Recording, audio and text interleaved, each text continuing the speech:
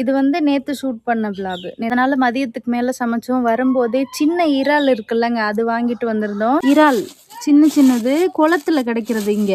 இங்க பாருங்க, 100 கிராம் 30 ரூபான்னு சொன்னாங்க. கொஞ்சம்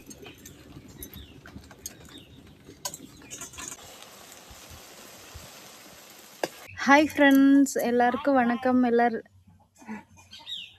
எல்லாருக்கும் வணக்கம். எல்லாரும் எப்படி இருக்கீங்க? எல்லாரும் நல்லபடியா இருக்கிறதுக்கு நான் கடவுளை வேண்டிக்கிறேன். எல்லாருக்குமே ஜெய் ஜெகநாத் நமஸ்கார். இன்று பிறந்தநாள் திருமண நாள் கொண்டாடும் அனைவருக்கும் நல்வாழ்த்துக்கள். எல்லாரும் எப்போதும் ஹாப்பியா இருங்க. இன்னைக்கு என்ன வீடியோ பார்க்க போறோம் அப்படின்னா, இன்னைக்கு சமையலே மதியத்துக்கு மேல தாங்க நடந்தது.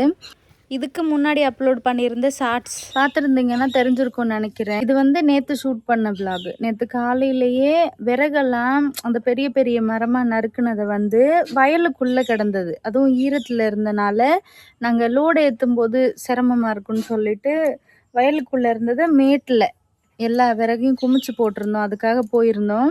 அங்கேருந்து வர்றதுக்கே 10 மணிக்கு மேலே ஆயிடுச்சு. இங்கே வந்து காலையில் சாப்பிட்றதுக்கு டிஃபனாகவே உளுந்த வடை, அப்புறம் அந்த வெங்காய பஜ்ஜி இந்த மாதிரி கிடைக்கும். அதெல்லாம் வாங்கிட்டு வந்தால் சாப்பிட்டோம். அது எல்லாமே இந்த விளாக்ல பார்க்கலாம். அதனால் மதியத்துக்கு மேலே சமைச்சோம். வரும்போதே சின்ன இறால் இருக்குல்லங்க, அது வாங்கிட்டு வந்திருந்தோம். அதை தான் சமைச்சோம். சரி, அங்கேருந்து போயிட்டு வந்ததுக்கப்புறம் மதியம் சமைச்ச எக்ஸ்பீரியன்ஸ்.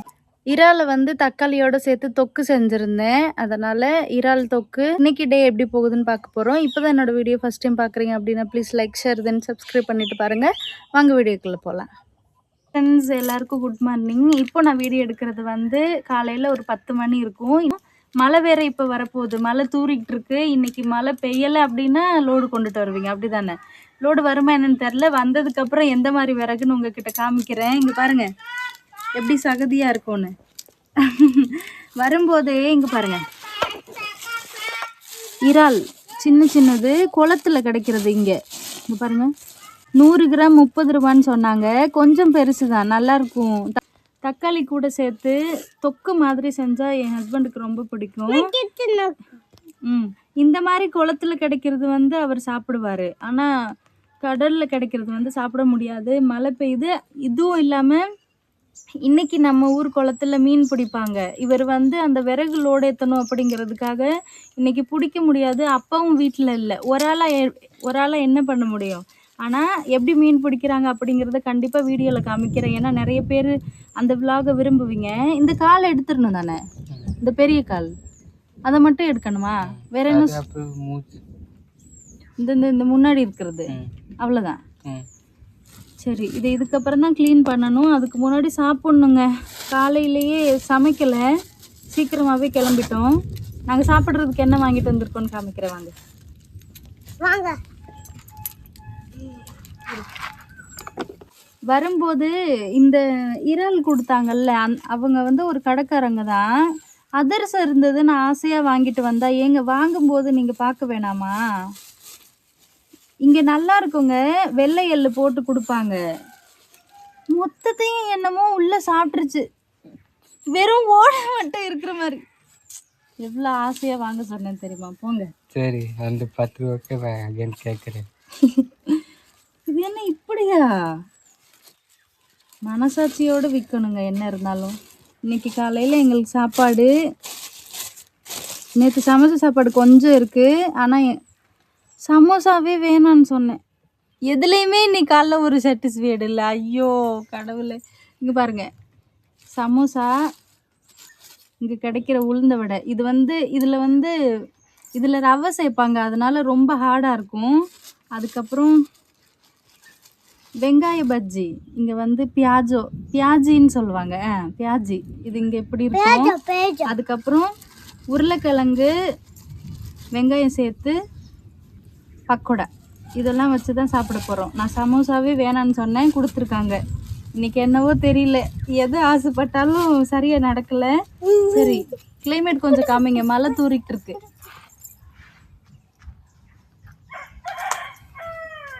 சரிங்க, காலையில் எப்படி இருக்கேன்னு பாருங்கள். நாங்கள் ப்ரஷ் பண்ணிவிட்டு முதல்ல சாப்பிட்றோம். அதுக்கப்புறம் தான் அந்த இறாலை வந்து க்ளீன் பண்ணணும். சாப்பிடும்போது பார்க்கலாம். காலையிலேருந்து எல்லா விஷயத்துலையுமே மொக்க வாங்குறேங்க. இந்த கிண்ணத்தில் இருக்கிற குழம்பு வந்து உருளைக்கிழங்கு முருங்கைக்காய் போட்டது. இது வந்து சித்தி வீட்டிலேருந்து வாங்கியிருந்தோம். 50 ரூபாய்க்கு நாங்கள் பொருள் வாங்கியிருக்கோம். சும்மா 20 ரூபாய்க்கு வாங்கின மாதிரி குழம்பு கொஞ்சமாக கொடுத்துருந்தாங்க. அதனால் சித்தி வீட்டிலேருந்து குழம்பு வாங்கினோம். ரெண்டையும் சேர்த்து தான் சாப்பிட போகிறோம். அவர் பலகாரம் கொஞ்சம் பொரியோடு சேர்த்து சாப்பிட்டுட்டாங்க. ஃப்ளிப்கார்ட்டில் நான் இன்வெர்ட்டர் பல்ப் ஆர்டர் பண்ணியிருந்தேன்னு சொல்லியிருந்தேன் இல்லைங்க, வந்துருச்சு. வந்த உடனே ஒரு 2 பல்பை வீட்டுக்குள்ளே ஒன்று, அப்புறம் வெளியே சமைக்கிற இடத்துக்கு முன்னாடி வெளியே லைட் இருக்குல்லங்க, அந்த இடத்துலையும் போட்டிருக்கோம். இதில் வந்து 6 மந்த் வாரண்ட்டி கொடுத்துருக்காங்க. ஆனால் இதுக்கு முன்னாடி ஒரு 2 வருஷத்துக்கு முன்னாடி ஒரே ஒரு லைட்டு வீட்டுக்குள்ளே வாங்கியிருந்தது இப்போ வரைக்குமே இருக்குது. அது வந்து கொஞ்சம் வெயிட்டாக இருந்தது. இது அந்தளவுக்கு வெயிட் இல்லை. வாங்கிட்டு வந்த உடனே 3யுமே செக் பண்ணோம், நல்லா தான் எரிஞ்சது. ஒரு 6 மாதத்துக்கு சரியாக எரியுதா என்னன்னு தெரில. இந்த லைட்டை மாட்டி ஒரு 5-6 நாள் இருக்கும். அதுக்கிடையில் மழை வர்ற மாதிரி இருக்கும்போதெல்லாம் கரண்ட்டு போயிடுதுங்க நைட் டைமில். ஒரு 1.5 மணி நேரம் வரையே தாக்கு பிடிக்குது சார்ஜு. நல்லா இருக்குது. இப்போ தானே ஆரம்பம், ஃபஸ்ட்டு மந்த் இல்லைங்களா. ஒரு 2-3 மாதத்துக்கு அப்புறம் எப்படி மக்கர் பண்ணுதுன்னு பார்க்கலாம். ஆனால் நான் ஃப்ளிப்கார்ட்டில் தான் வாங்கியிருந்தேன். 3 பல்பில் 2 பல்ப் மாட்டியாச்சு, 1 மட்டும் புதுசாக அப்படியே இருக்குது.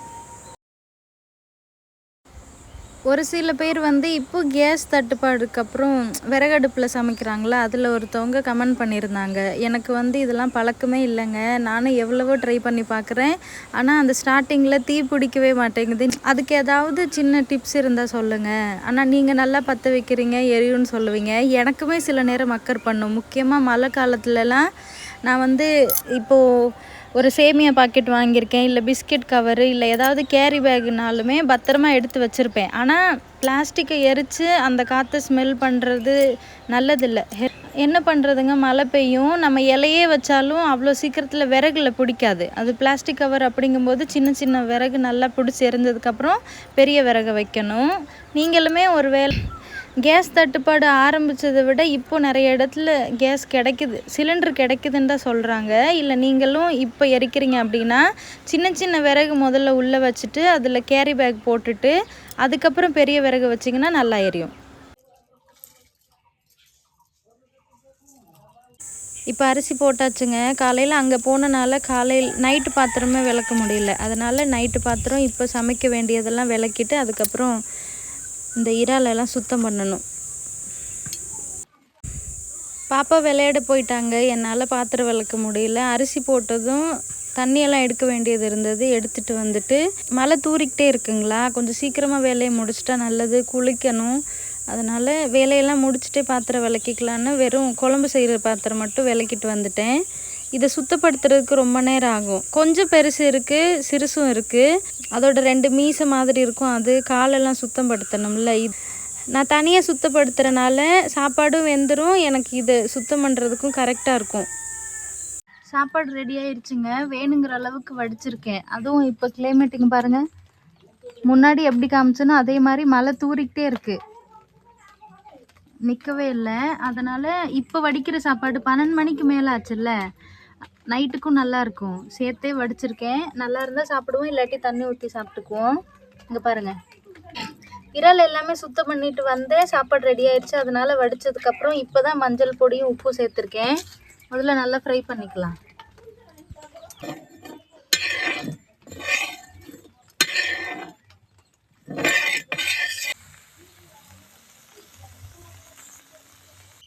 இப்போ இறால் எல்லாமே பொரிச்சு எடுத்துட்டேங்க.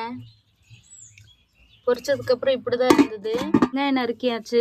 இந்த தக்காளி இது கூடவே நல்ல நாட்டு தக்காளிங்க. நம்ம வீட்டில் எல்லாம் தக்காளி வந்தது அப்படின்னு நல்ல பெருசு பெருசாக வரும்ல, அந்த மாதிரி நிறைய ரிலேட்டிவ் வீட்டிலேருந்து கொடுத்து விட்டுருந்தாங்க. அப்போயெல்லாம் ஒரு 2 நாள் தக்காளி சாதம் செஞ்சேன், அது நல்லா இருந்தது. ஆனால் இப்போ இறாலுக்கு வந்து வெறும் தக்காளி மட்டும் சேர்த்து இறால் தொக்கு மாதிரி தான் செய்ய போகிறோம். ஆனால் எல்லாமே ஆப்பிள் தக்காளி. இங்கே பாருங்கள், கொஞ்சம் ஒரு 2-3ஆவது நல்ல பழுத்த பழம் இருக்குன்னு நினச்சி பார்த்தா எல்லாமே ஒரே மாதிரி இருக்குது. டேஸ்ட் எப்படி வரும்னே தெரியல. கொஞ்சம் நல்லா பழுத்தது அப்படின்னா அது வேறு மாதிரி இருக்கும். தக்காளி கட் பண்ணணும்.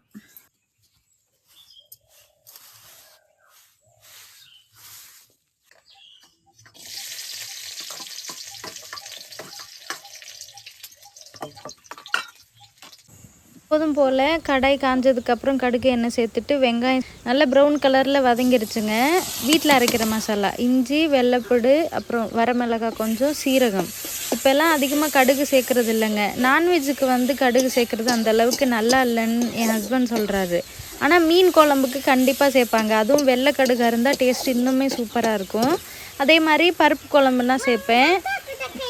மற்ற எல்லா குழம்புக்குமே சீரகம் மட்டும்தான் இப்போ எக்ஸ்ட்ரா சேர்க்குறது. கருப்பு கடுகே சேர்க்குறது இல்லை. கடுகு வாங்கியே ரொம்ப நாள் ஆக போகுது. மசாலா சேர்த்ததுக்கப்புறம் எண்ணெயில் ஒரு 2 நிமிஷம் வதக்கிட்டு எக்ஸ்ட்ரா நல்லா வதங்கிறதுக்காக கொஞ்சம் தண்ணி சேர்த்துருக்கேன். இதுக்கப்புறம் மஞ்சள் பொடி, அப்புறம் எப்போதும் போல் இங்கே கிடைக்கிற சிக்கன் மசாலா, மீட் மசாலா, கரம் மசாலா அதெல்லாம் கொஞ்சம் கொஞ்சமாக சேர்த்துக்கிட்டேன். இப்போ பாருங்கள் மசாலா நல்லா வதங்கிருச்சு. தக்காளி சேர்த்துக்கலாம். தக்காளி சேர்த்ததுக்கப்புறம் நல்லா மசாலாவோடு சேர்த்து கிளறி விட்டுட்டு தக்காளி நல்லா வதங்குறதுக்கு இங்கே எப்போதுமே கொஞ்சம் தண்ணி ஊற்றி தாங்க வதக்க விடுவாங்க. இப்போ மூடி வச்சாச்சு, தக்காளி நல்லா வதங்கட்டும். இப்போ தக்காளி நல்லா வதங்கினதுக்கப்புறம் பொரிச்சு வச்சுருந்த இறால் எல்லாமே சேர்த்தாச்சுங்க. இப்போ வேணுங்கிற அளவுக்கு தண்ணி சேர்த்துட்டு அதை நல்லா வற்ற விட்டு தொக்கு மாதிரி தான் இறக்க போகிறோம். சரிங்களா? நிறைய பேர் நினைக்கலாம் ஒரே மாதிரி தான் நான்வெஜ் எல்லாத்துக்குமே மசாலா சேர்க்குறீங்க, அது எப்படி இருக்கும்? புளி இப்போ நம்ம ஊர்லனா சில குழம்புக்கு புளி, சில குழம்புக்கு புளி சேர்க்க மாட்டோம், தேங்காய் சேர்க்குறது, இந்த மாதிரி நிறைய டிஃப்ரெண்ட் டேஸ்ட்லாம் இருக்கும். ஆனால் இங்கே வந்து ஒரே மசாலா, ஒரே பாக்கெட் மசாலா அந்த மாதிரி நிறைய ஃபீல் பண்ணுவீங்க. ஆனால் உண்மையாகவே டேஸ்ட்டு கொஞ்சம் வேறு மாதிரி தாங்க இருக்கும். ஆனால் சிக்கனுக்கும் மட்டனுக்கும் எனக்கு அந்த அளவுக்கு டிஃப்ரெண்ட் தெரியாது. ரொம்ப காரமாக வச்சுருந்தாங்க அப்படின்னா டேஸ்ட்டு நல்லாயிருக்கும். ஆனால் இந்த வெயிலுக்கு அவ்வளோ காரம் சாப்பிட முடியாது, அது வேறு. எனக்கு மற்ற குழம்பு எல்லாத்துக்குமே டிஃப்ரெண்ட் தெரியும். ஆனால் சிக்கன், மட்டன் ரெண்டுக்குமே அந்தளவுக்கு எனக்கு டிஃப்ரெண்ட் தெரியாது, ஒரே மசாலா இருக்கிறனால. ஆனால் மற்ற எல்லாமே நல்லாயிருக்கும்.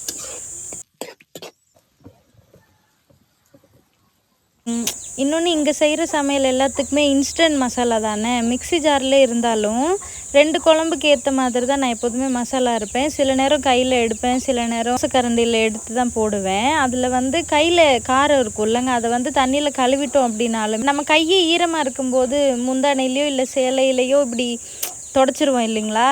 வேர்க்கும்போது சில நேரம் மூஞ்சியை துடைக்கும் போது தெரியாமல் அதே முந்தானையில் தொடச்சிருவேன். இந்த மூக்குக்கிட்ட நெத்திக்கிட்டெல்லாம் பயங்கரமாக எரியும். அது வந்து நம்ம சோப்பு போட்டு மூஞ்சி கழுவுனாலுமே எரியுங்க. அதெல்லாம் ஃபேஸ் பண்ணணும். இங்கே இறால் தொக்கு ரெடி ஆகிடுச்சுங்க. ரொம்ப பெரிய மழைலாம் இல்லை, மழை தூரிக்கிட்டே இருந்தது, வேலையும் முடிஞ்சது. சரி, இதுக்கப்புறம் நான் குளிச்சுட்டு வரேன், சாப்பிடும்போது பார்க்கலாம். சமையல்லாம் முடிச்சுட்டு பாத்திரமும் விளக்குனதுக்கப்புறம் இப்போ தாங்க குளிச்சுட்டு வந்தேன். இன்றைக்கி மதிய சாப்பாடு சாப்பிட்றதே ரொம்ப லேட் ஆகிடுச்சு. சாப்பிட போகிறேன். சாப்பாடு சின்ன இறால் தொக்கு. வீடியோ பார்த்துருந்துருப்பீங்கன்னு நினைக்கிறேன். டைம் இப்போ 6:09. சரிங்களா? நான் வந்து அந்த இன்வெர்டர் பல்பு பர்ச்சேஸ் பண்ணியிருந்தேன் இல்லைங்க, அந்த வீட்டுக்குள்ளே ஒன்றும், அப்புறம் இப்போதைக்கு வெளியே ஒன்றும் போட்டிருந்தோம். இப்போ ஜஸ்ட் இப்போ தான் கரண்ட் போச்சு. 2 லைட்டுமே இந்த அளவுக்கு வெளிச்சம் இருக்குது. இன்னொரு டைம் நான் நைட்டில் வீடியோ எடுக்கிறேன். ஓகே ஃப்ரெண்ட்ஸ், இன்றைக்கி வீடியோ அவ்வளோதான். நான் குளிச்சுட்டு வந்ததுக்கப்புறம் நைட்டியோடு இருந்தது பார்த்துருப்பீங்க. இப்போ வந்து சேரீ மாற்றினது காரணம், அந்த நாங்கள் வயலில் குமிச்சு போட்டிருந்தோம்ல, அது வந்து லோடு ஏற்றுறதுக்கு கொஞ்சம் லேட் ஆகுறனால சீக்கிரமாகவே திருடிட்டு போயிடுறாங்க. நல்ல பெரிய பெரிய கிளையாக இருந்ததுங்க. அதை வந்து பாதி வெட்டாமல் இருக்கவும் ஈரத்துக்குள்ளே வேற கிடந்ததுங்களா. இங்கேருந்து நாங்கள் அங்கேருந்து வந்துட்டு அவர் சாப்பிட்டுட்டு கொஞ்ச நேரம் மழை பெஞ்சனால மழையெல்லாம் விட்டதுக்கப்புறம் இவர் போகும்போதே அங்கே பாதி இல்லை. அதுவும் அருவா கோடாரியெல்லாம் எடுத்துகிட்டு நான் சொல்லியிருந்தேன், ஒருவேளை லோடு ஏற்றுறதுக்கு லேட்டாக இருந்துச்சு அப்படின்னா கொஞ்சம் அந்த கிளையோட நல்ல கட்டையாக விறகு இருக்கும்ல, அது இருக்கிறத மட்டும் வெட்டி கொஞ்சம் குமிங்க, இல்லாட்டி வெட்டினதுக்கப்புறம் கூட என்னை கூட்டிகிட்டு போங்க, குமிச்சிடலாம், அதுக்கப்புறம் லோடு ஏற்றிக்கலான்னு சொல்லியிருந்தேன். விறகு திருடிட்டதா சொல்கிறாங்க. வாங்கி தான் கொண்டுட்டு வரோம், திருடலை. இருந்தாலுமே அங்கேருந்து வர்ற வரைய நம்ம வீடியோவில் காமிக்க முடியாது. அந்த விறகெல்லாம் இப்போ பார்த்துக்கிறதுக்காக போகிறோம்.